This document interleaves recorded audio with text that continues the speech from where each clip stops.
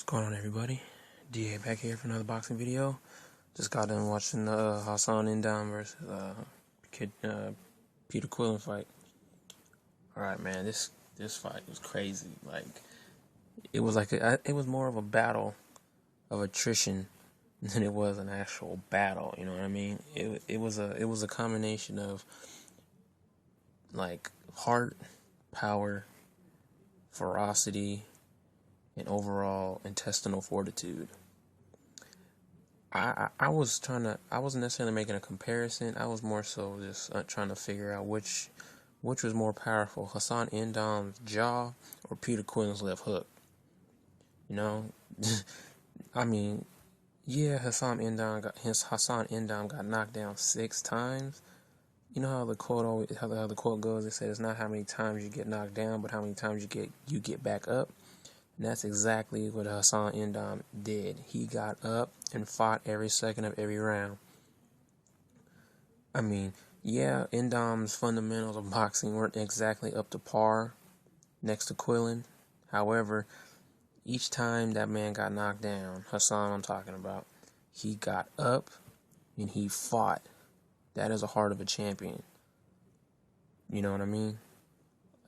And the folks in New York didn't necessarily give Hassan his props near the end of the fight. Yeah, they were cheering on the fight. They were cheering on the entire fight because it was a damn good back. It wasn't necessarily a back and forth battle, but it was a damn good fight for sure. Then Hassan got on the ring ropes and tried to get some props from the crowd. The crowd wasn't exactly feeling him as much. There was some slight boos, despite what the Showtime commentator said about New York City. I mean, they are there, so they would know better than I. But from looking at what I was watching, it seemed they were very disrespectful to N'Dam. Then again, they from New York, so what can you expect? Overall, what I thought of Peter Quillin's performance, I mean, I give him, I give him props. I give him a B-. You know what I mean? I give him a strong B-. In the beginning of the fight, Hassan was real jumpy, bouncing up and down a little bit, making it hard for Quillin to actually land, to get his flow going. He didn't really understand the distance between him and Hassan. He was missing a lot. Hassan was landing pretty good shots. I think the commentators may have given Hassan a few of the early rounds, if I'm not mistaken.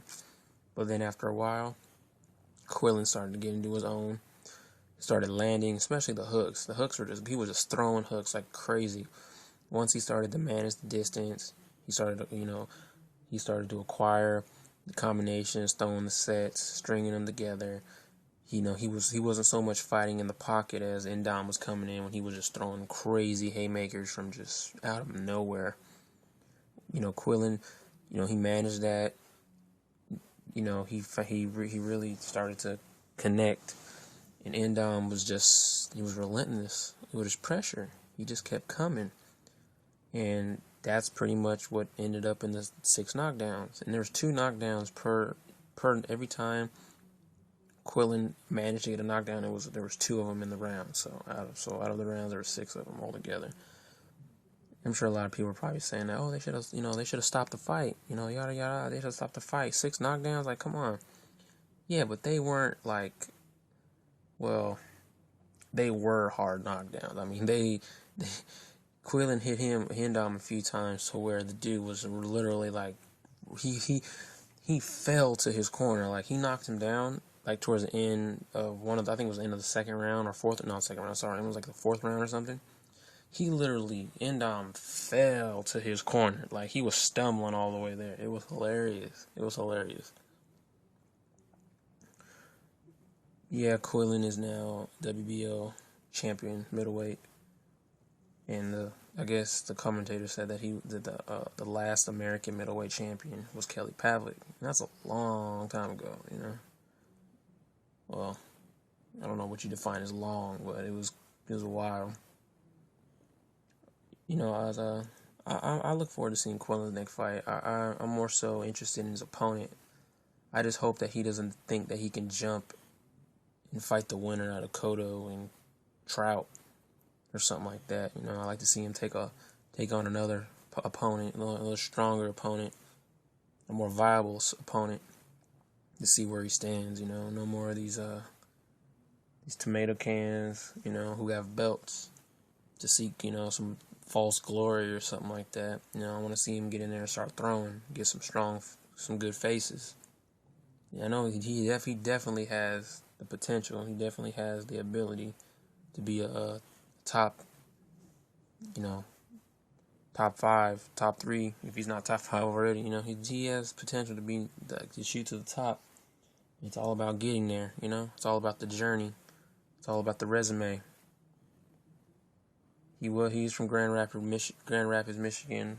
I think Al Bernstein said that he really favors the Floyd Mayweather style. He wants to achieve some of that glory. So I really hope he manages to do it. But overall, the fight in general, I give it on the scale of excitement, I give it a A-, because I was really into that fight.